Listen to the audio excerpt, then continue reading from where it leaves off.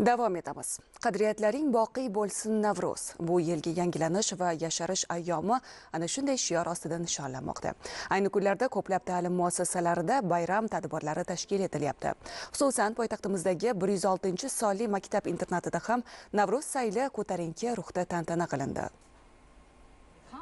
Maktab-internatida eshitishda nuqsoni bo'lgan bolalar ta'lim olishadi. O'quvchilar ijtimoiy ehtiyojlarga qaramay, bahor mavsumi kirib kelishi bilan Navro'z bayramiga astoydil hozirlik ko'rishdi. Noz-u ne'matlarga to'la dasturxon yozildi. Yosh ijodkorlar raqs va ko'rgazmali chiqishlari bilan yaqinlari hamda ustozlarga bayram shukuhini ulashdilar. Bahor ayyomiga bag'ishlangan tadbirlar doimiy ravishda internatimizda o'tkazib kelinadi.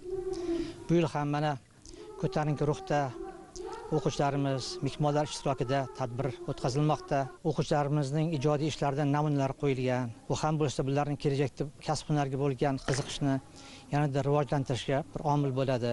Davlatimiz tomonidan ham hozir yoshlarga kasb-hunarni yanada rivojlantirish bo'yicha katta e'tibor qaratilmoqda. O'quvchilarimiz orasida mana milliy hunarmandchilikning bir qancha yo'nalishlari bo'yicha ustozlar tomonidan yaxshi ishlar amalga oshirilmoqda. Bulardan mana yog'och o'ymakorligi, kandakorlik, ganchkorlik, tikuvchilik bo'yicha, to'quvchilik, zardozlik ishlarini o'rgatib, ayollarimiz mana qizlarga yaxshi hunarlarni o'rgatishmoqda. Yaxshi nufuzli o'rinlarni egallab, mana oliy o'quv yurtlariga kirishgan, bitirganlar ham bo'lishdi oliy o'quv yurtlarini. Ular ham kelajakda yaxshi mutaxassis bo'ladigan umiddamiz. Tadbir davomida harbiy orkestr jamoasining ko'rgazmali chiqishlari ham namoyish etildi.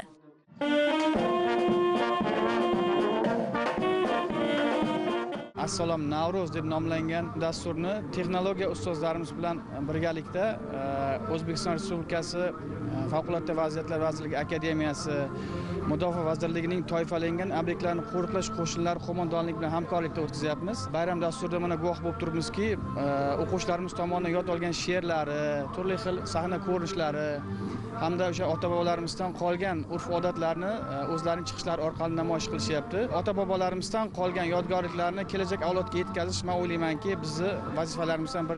Bu bayramga yanada fayz qo'shdi.